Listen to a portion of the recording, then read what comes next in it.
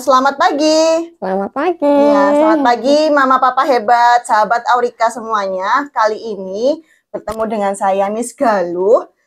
Hari ini kita kedatangan tamu istimewa, Mama Nidan yang berprofesi sebagai dokter gigi. Kita sapa dulu ya semuanya. Selamat pagi Mama Nidan. Selamat pagi, Miss. Untuk selanjutnya saya akan memanggilnya dengan Dokter Dania. Begitu ya dok ya. Silakan perkenalkan dulu. Halo, selamat pagi, Mama Papa hebat. Saya Dokter Dania. Di sini sebagai Mama Nidan juga. Ya, beliau ini adalah wali murid dari murid kami di KBTK Aurika. Ada Nidan dan juga Danira.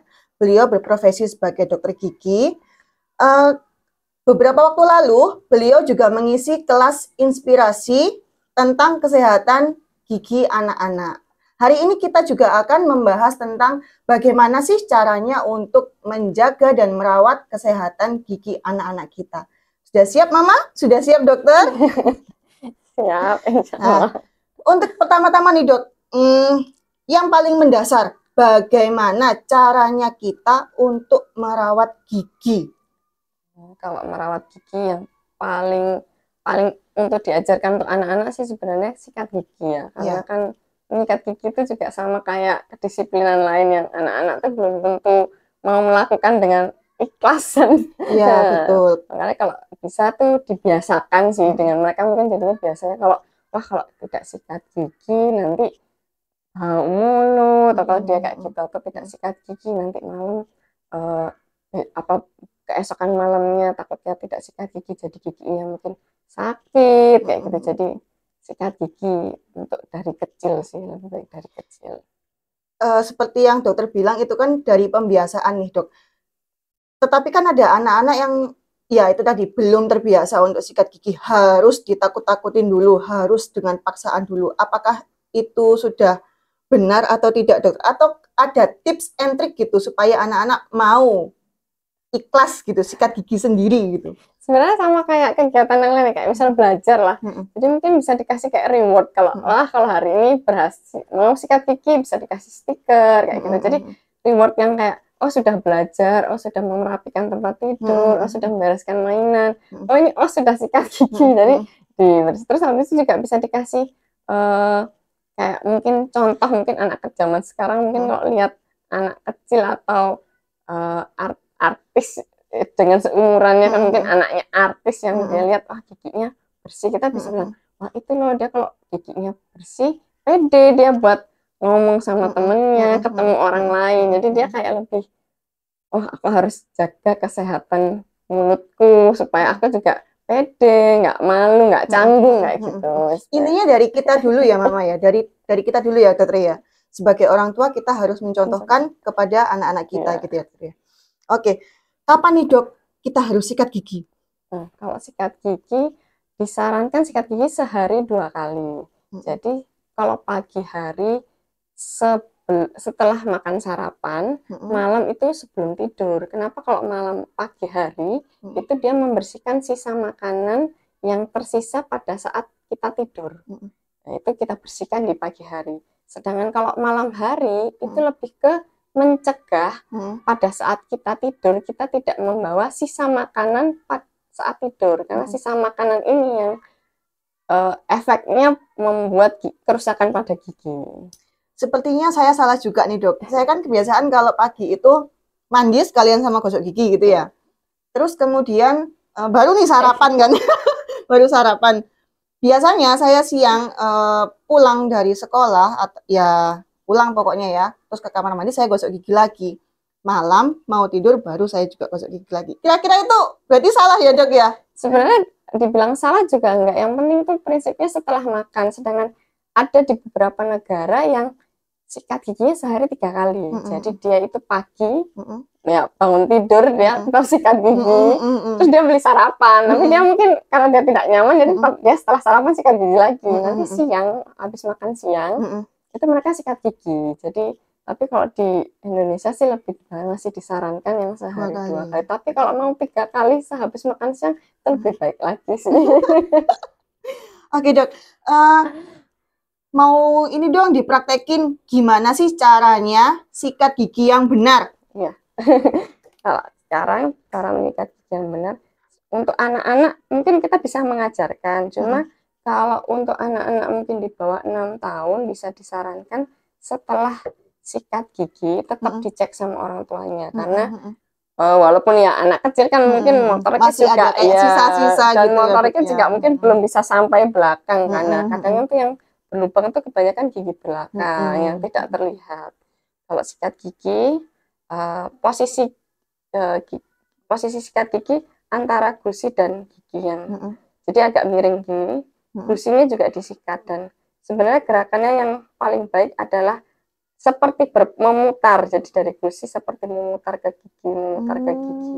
Gitu, Dok. Ya, jadi ini juga setengahnya kita selain membersihkan, kalau sikat pasti membersihkan ya, membersihkan gigi ya. Kalau gusinya ini juga kayak dirangsang untuk dipijat gitu, jadi aliran darah di sekitar gusi ini sehat, jadi kayak gusinya tidak kan kayak, jadi supaya gigi tidak radang pada gusi yang biasa kadang kita kalau kita sisa makanan suka nyangkut terus tidak pembersihan total seperti pakai benang gigi itu biasanya kadang kita suka sikat gigi terus tiba-tiba berdarah. Nah, iya Dok, betul. Jadi kayak harus disikat setengah.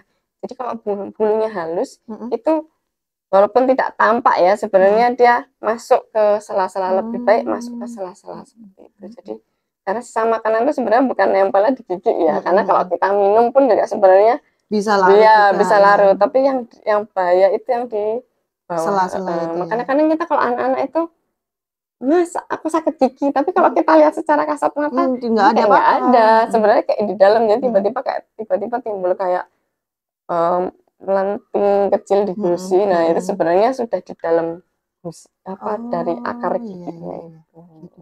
Jadi kalau ini dari belakang kan setelah disikat ke depan, belakang dulu, setelah terus belakang lagi. Berarti dari belakang dulu ya Dok ya, semuanya dari belakang dulu. Iya, jadi supaya kotorannya tuh dari gini ke depan. Oh iya. Kalau gini kan kita sebenarnya membawa kotorannya malah masuk lagi ke dalam. Iya betul, salah dong selama ini kita ya Dok ya. Kalau yang bagian gini tetap vertikal lurus datar kayak gini. Kecuali yang ini ya, yang belakang tetap sebenarnya disarankan ya gusi. Dari gusi lagi. Ke gigi ya, terus dari belakang ke depan. Untuk atas bawah tetap sama seperti itu ya Dok ya. Dan kalau lebih baiknya lagi ke lidah disikat, langit-langit disikat. Gitu. Karena ya itu biasanya tuh nempelnya tuh bukan di giginya, biasa di gusi-gusinya atau di langit-langit. Kalau untuk anak-anak nih Dok, kan mereka sikat gigi sendiri, ada yang masih kita sikatkan juga. Cuman kan ada anak-anak yang kayak misal mau kena sikat gigi, ada yang mau muntah gitu kan ya Dok ya. Mengantisipasi kejadian tersebut nih Dok, seperti apa ya? Ini saya juga tipe juga ya, sebenarnya saya sendiri kalau sikat gigi atau saya pun kalau diperiksa dokter gigi itu seperti saya pengen muntah, ternyata itu karena kebiasaan. Jadi kalau kita sebenarnya kan kita nggak tahu ya, sebenarnya kita nggak sadar lah kalau kita tuh bernafas harusnya kan bernafas lewat hidung. Cuma mungkin ada beberapa orang yang punya kebiasaan, mungkin saya juga tidak sengaja itu bernafas melalui mulut. Jadi biasanya kalau orang terbiasa bernafas gitu dia tuh kayak langit-langitnya lebih cekung.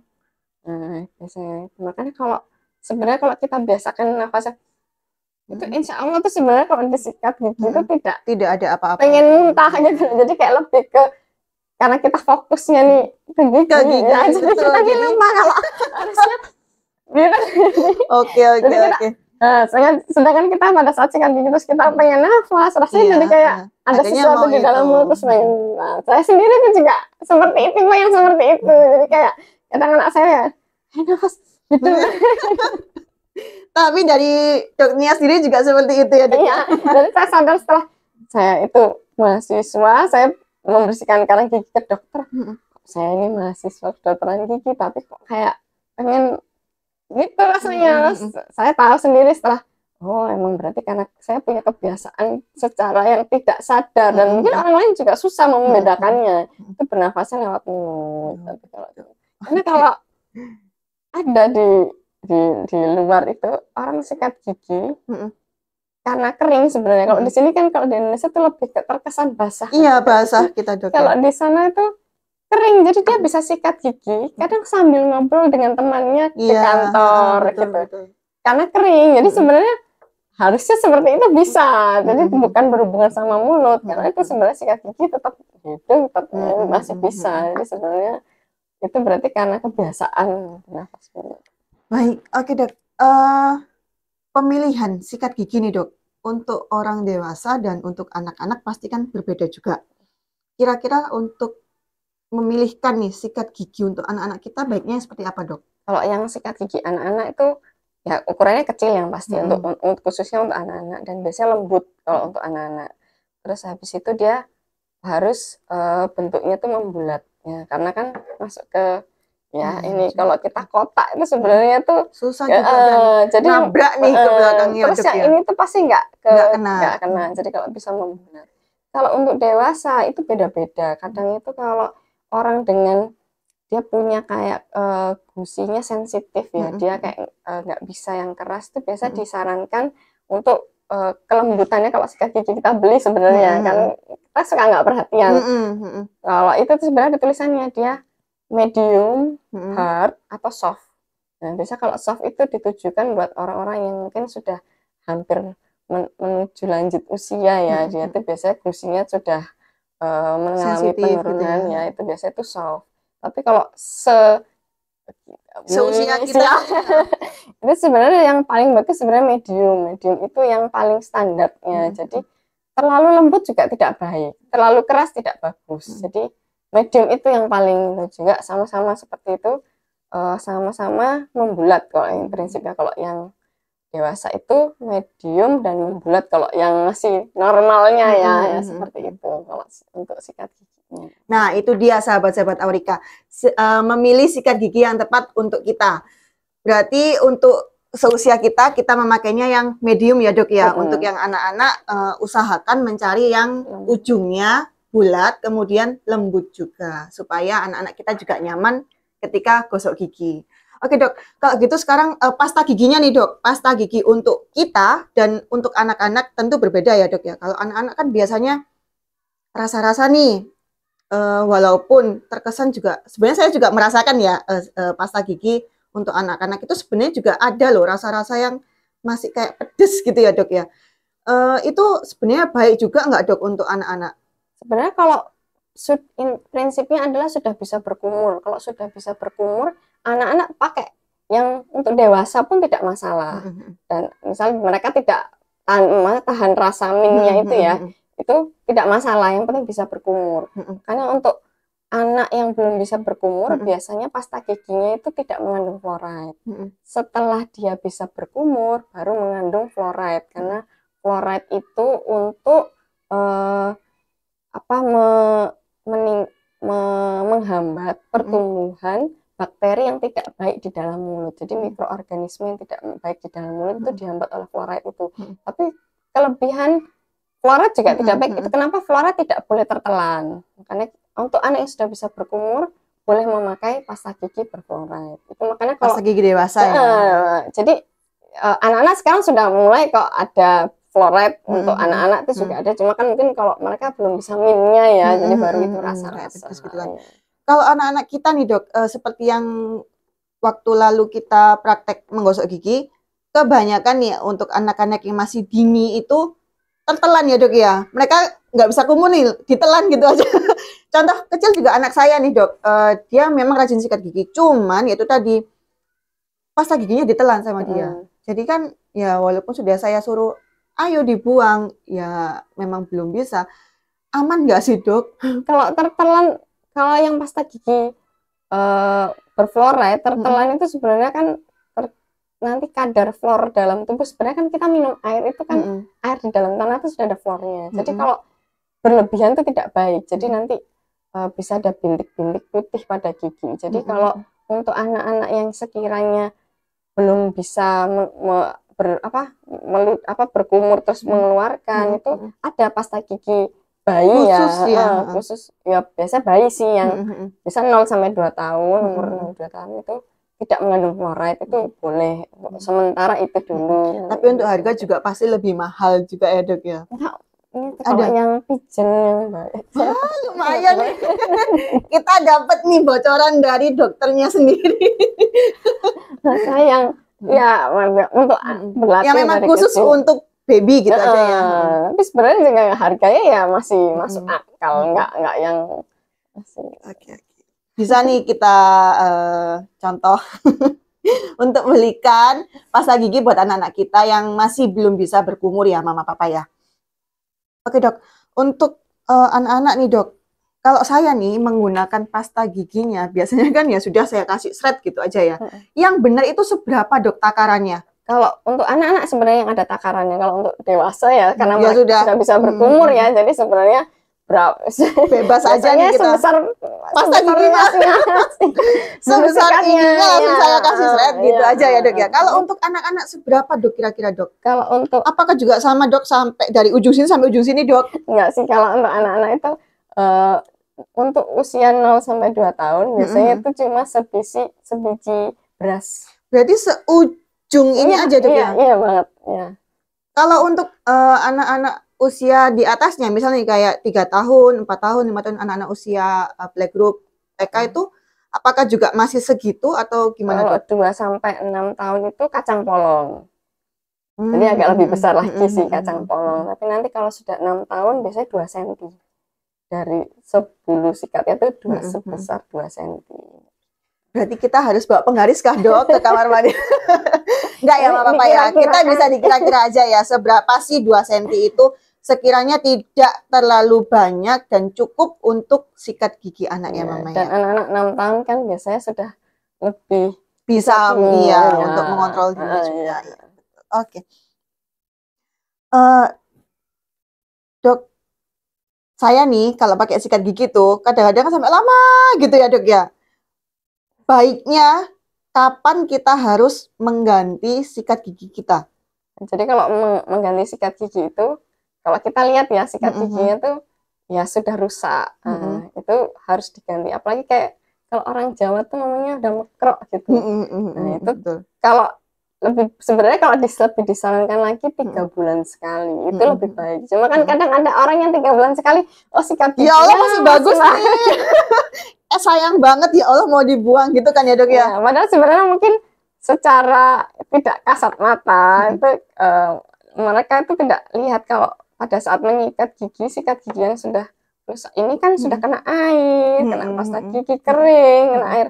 Nah itu kan sudah bakterinya yang nempel secara tidak langsung. Terus habis itu dibuat menyikat gigi juga sebenarnya udah tidak tidak optimal. Jadi untuk membersihkan sikat gigi. Terus yang kedua, kalau yang terlalu mekrok kayak gitu, pada saat dia sikat gigi posisi gusi ke gigi, yang tajam lebih masuk ke gusinya. Lebih sakit jadinya dok ya. Bukan memijat, malah membuat terluka. Iya, terluka. Jadi kayak malah jadi kayak pendarahan pada gusinya itu. Tapi kan kayak untuk anak-anak gitu dok, kan karena penggunaannya juga terlalu lembut ya dok ya, ke anak-anak kan nggak mungkin tuh saya gosoknya keras-keras.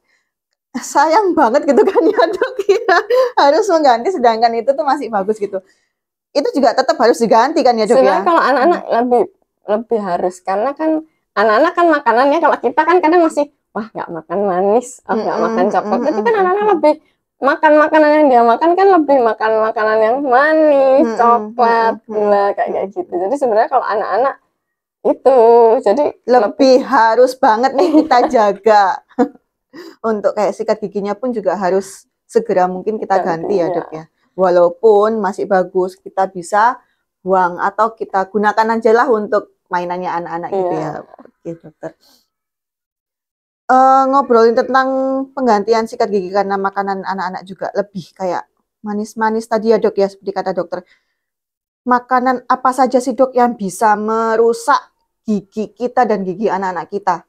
Jadi kalau makanan yang merusak gigi ya, sebenarnya kalau secara umum itu makanan yang manis, gula, ya kayak anak-anak kan suka coklat, minuman manis, itu kan jadi sebenarnya gula itu yang masuk ke dalam mulut itu. Nah gula ini kalau kita tidak melakukan pembersihan, jadi sebenarnya nggak salah makan gula. Iya, karena kan kita juga butuh gula ya, Dok, ya, untuk Jadi kita makan, tapi jangan lupa itu sikat gigi tadi, karena kalau tidak kita sikat gigi, yang saya tadi cerita, kalau malam kita tidak sikat gigi itu, jadi sisa makan menempel, gula yang tadi itu kan menempel di gigi. Nah, sedangkan di dalam rongga mulut ini, secara kita nggak makan apa-apa, itu sudah ada bakteri baik di dalam rongga mulut. Nah, ini karena dia merasa ada gula, nah tiba-tiba plak itu jadi terbentuk kayak asam. Nah, asam ini yang mengikis lapisan gigi, itu yang bikin berlubang. Makanya kalau untuk anak-anak yang masih ngedot, nah itu kan dia sepanjang malam susu itu nempel terus di dalam mulutnya. Sedangkan seharusnya, kalau bolehlah katakan dia dot, tapi setelah dia dot, dia sikat gigi, baru tidur, baik gitu, ya. Masih nggak apa-apa karena sudah dibersihkan lebih dahulu. Cuman kan kesalahannya banyak orang kita nih ya, Dok ya. Saya juga seperti itu. Anak-anak malam bangun minta ngedot, ya sudah kita buatkan gitu ya, Dok. Berarti itu yang salah satu penyebab gigi anak-anak kita rusak sebenarnya, Dok ya. Jadi semua yang dengan kandungan gula, makanya kalau walaupun makanan sehat pun, tapi kalau ada gulanya yang terlalu berlebihan tidak baik. Makanya kalau makanya kalau saya juga tetap, anak-anak tuh boleh permen, boleh, asal pokoknya sikat giginya sehari 2 kali itu benar-benar dilakukan, dan benar-benar setelah sikat gigi dicek kayak gitu, benar-benar oh udah sisa makanannya. Yang penting itu sisa makanannya yang yaitu kalau semalaman di dalam mulut itu ya. Oke, baik, kita sudah tahu ya untuk makanan yang tidak sehat untuk gigi kita. Kalau untuk nih, Dok, menjaga kesehatan gigi kita, makanan apa yang menyehatkan gigi kita, Dok? Ya kalau untuk secara kita juga umum ya, tahu kan makanan sehat tuh seperti makanan sayur, ya, kalau sayur-sayuran apalagi yang hijau, kalau sayuran hijau itu kan mengandung kalsium. Nah, itu kalsium itu kuat buat gigi. Itu juga kalau kita makan buah-buahan. Kalau buah-buahan, kalau untuk buah-buahan yang vitamin C, itu baik untuk gusi, supaya tidak radang gusi. Dan juga kalau buah-buahan atau sayur-sayuran yang mengandung kadar air tinggi, nah ini secara mekanis dia membantu seperti kita minum air. Jadi, gitu, Dok. Ya, jadi kayak sisa makanan itu lebih terdorong lagi. Lebih kayak dia membantu pembersihan secara mekanis supaya tidak terlalu banyak yang menempel di gigi, melekat di gigi. Kemudian protein tinggi, kandungan protein tinggi itu juga bagus buat gigi. Terus kemudian susu dan turunannya, susu jelas kalau susu kalsium, keju dan yogurt. Jadi kalau pada keju dan yogurt itu ada kalau apalagi khusus untuk yogurt ya, ada bakteri yang mampu menahan kondisi asam di dalam mulut. Karena tadi kita tahu kan asam ini yang mengikis lapisan gigi. Jadi kalau seperti itu. Terus kalau ada juga seperti makanan permen karet tanpa gula.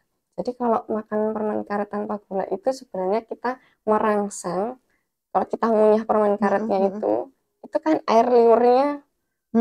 Jadi kalau air liurnya itu terangsang, itu kayak pembersihan secara tidak langsung ke dalam mulut. Saya kira makan permen karet itu cuma kayak gaya-gayaan gitu doang loh, Dok. Ternyata juga ada manfaatnya ya, Dok ya. Ya Allah.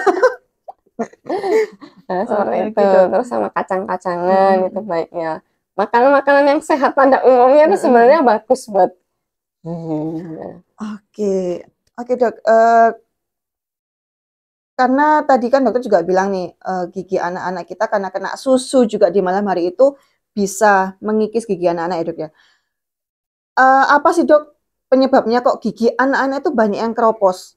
Ya itu kalau anak-anak yang gigi keropos itu biasanya tuh kalau malam hari minum susu tidak sikat gigi. Nah, jadi itu kenapa lebih baik minum susu pagi hari aja.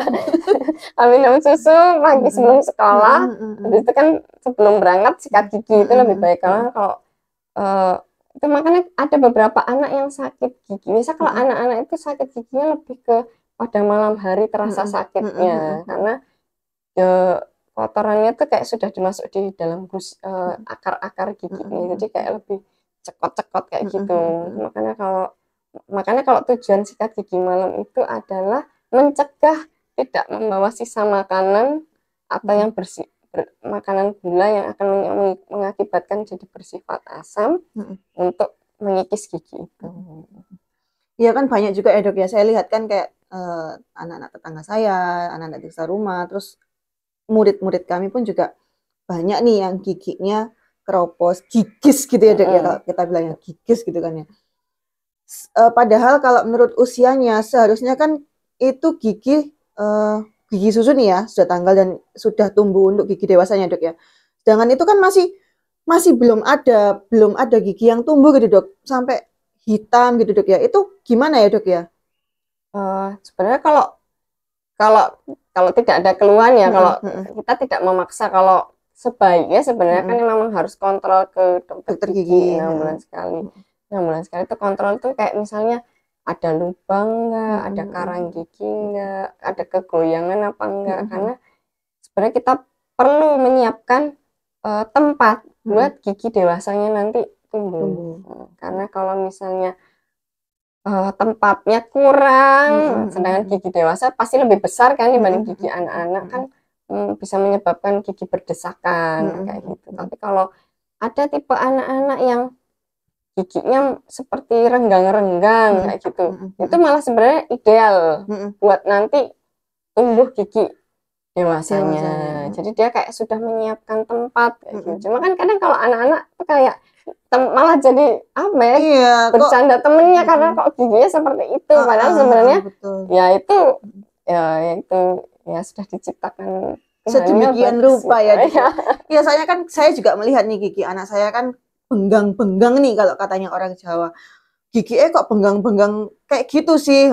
Ternyata waktu itu saya sempat bertanya kepada dokter Dania juga bahwa itu tidak apa-apa Miss, itu untuk tempat gigi dewasanya nanti tumbuh. Jadinya oh ya sudah. Sebelumnya nih dok, sebelum saya tanya ke dokter, saya sempat mikir atau saya bawa ke dokter gigi ya untuk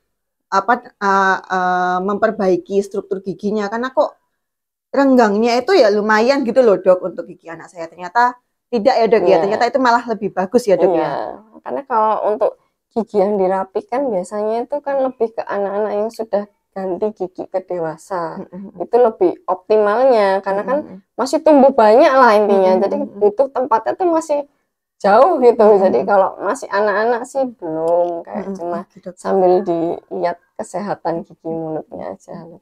Oke. Pertanyaan terakhir nih dok, bagaimana sih dok caranya merangsang pertumbuhan rahang pada anak-anak kita? Ya, jadi kalau sekarang itu makin sekarang itu kayak gigi anak-anak itu berdesakan tuh makin banyak. Ya, karena kan mungkin kalau zaman dulu kan makanannya tuh kayak ayam kampung kan. Iya, ayamnya kan lebih alot. Iya, kayak kita harus ada effort banget tuh buat ngunyah. Terus zaman dulu cuma ada misalnya jagung katakanlah, ya dimakan walaupun kita harus dari effort juga gitu kan. Betul.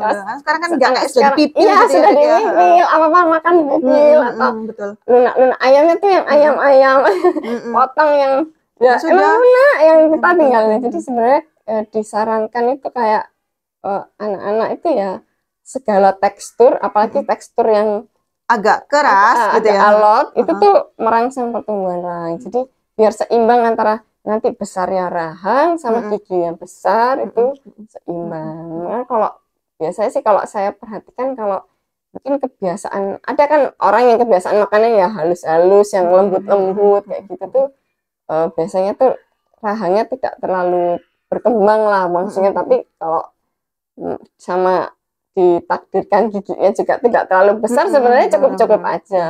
Makanya kan zaman sekarang itu gigi bungsu yang tidak keluar semakin banyak, sedangkan zaman dulu pasti gigi bungsu itu keluar gitu, karena orang zaman dulu makannya tebu. Iya, ya Allah kita ini. Jadi inget masa lalu nih, Ma. Kan memang kita ini ya makan kayak istilah Jawanya kayak krokot-krokot gitu kan ya. Itu kan berarti kita dulu sudah merangsang dengan baik ya. Tetapi di masa-masa kini ini semakin berkurang ya, Ma, ya. Karena memang semua makanan sudah dimudahkan lah, ya, dimudahkan segala prosesnya gitu kan. Berarti mau tidak mau untuk papa dan mama juga harus menyediakan krokot-krokot time untuk anak-anak kita. Karena ya itu tadi ya, dokter ya, merangsang pertumbuhan dari rahang anak-anak kita. Oke, dokter. Masya Allah, ilmunya banyak sekali ya, dok ya. Satu lagi nih, dok. Saya mau tanya, bagaimana kita tahu bahwa gigi anak kita sedang mengalami kerusakan? Misal nih kayak dia tidak mengeluhkan, cuman kita lihat kayak di giginya kok kayak ada putih-putihnya nih ya, kayak bergaris-garis ringgik-ringgik putih nih. Apakah itu sudah termasuk anakku mulai nih kayaknya lagi keropos nih giginya? Apakah gitu, dok? Iya. Biasa kalau putih-putih itu sudah mulai keropos. Itu jadi kan memang email di gigi itu kalau kena itu tadi saya bilang makanan gula terus ketemu bakteri di dalam rongga mulut jadi asam itu entah bintik putih atau garis-garis coklat kekuningan itu sudah mulai. Kan biasanya tuh ada kayak di sini ya, dok ya, kayak di atas gitu, dok, di batas antara gigi dan gusi ya, dok ya. Itu kan biasanya kayak terlihat putih yang lebih putih daripada giginya gitu ya, dok ya. Makanya sebenarnya kalau kita rasain sebenarnya ya kalau nggak sengaja kena kita rasain tuh dia kayak lebih ada cekungan gitu. Jadi sebenarnya udah bisa dibawa ke dokter gigi. Jadi nanti dilapisin namanya fluor kayak gitu. Tapi hanya bisa dilakukan dokter gigi karena harus dilapis kan fluor tidak bisa sembarangan kita gunakan itu.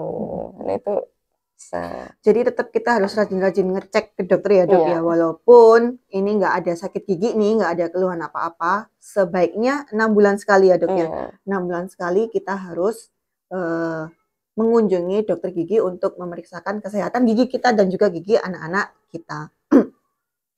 Kemudian, dok, satu lagi, dok, terakhir nih, dok, terakhir. Untuk scaling nih, dok, scaling, apakah itu juga harus untuk anak-anak kita? Kalau scaling itu dilihat, jadi 6 bulan sekali itu kan dilihat sama dokternya. Kalau ada karang giginya baru di scaling. Tapi biasanya kalau setahu saya mungkin ada beberapa anak yang ada karang giginya, cuma kebanyakan yang saya tahu sih kalau untuk anak-anak belum ya. Lebih ke plak mereka itu, plak lembut gitu. Kalau karang gigi itu sudah tidak bisa dibersihkan dengan sikat gigi. Biasanya orang dewasa kalau yang lebih ke karang gigi. Kalau plak itu karena kan memang sakit ya, dok ya. Iya. Alatnya nih, Masya Allah, bunyinya itu kan sudah gitu. Udah bikin anak-anak takut juga. Oke, terakhir, dok, kata-kata untuk mama papa hebat di Aurika, bagaimana sih, dok, tentang kesehatan gigi anak-anak kita? Kata-kata terakhir, jadi karena sikat gigi itu seperti belajar juga yang mama papa hebat, jadi disiplinkan dari kecil lebih baik, jadi dia lebih merasa oh itu hanya kebiasaan bukan kewajiban yang harus dilakukan. Jadi kalau mereka merasa wah hari ini belum sikat, sama kayak membaca dongeng, mereka jadi merasa oh kalau mau tidur itu cuci kaki, cuci tangan, sikat gigi, baca dongeng, tidur. Jadi mereka baru bisa tidur setelah sikat gigi. Dan pagi hari oh mau ketemu temanku, mau ketemu bu guru, pak guru. Jadi kalau sebelum berangkat sikat gigi, setelah sikat gigi jadi pede kayak selamat pagi bu guru, selamat pagi bu guru. Mereka juga senyum lebar gitu. Masya Allah. Terima kasih Dokter Dania untuk semua ilmu tentang kesehatan gigi kita orang dewasa dan juga gigi anak-anak kita. Baik, mama papa hebat. Begitu untuk ngobrol santai kita hari ini bersama dengan Dokter Dania, dokter gigi yang juga Mama Nidan dan Mama Danira. Selamat pagi semuanya. Selamat pagi.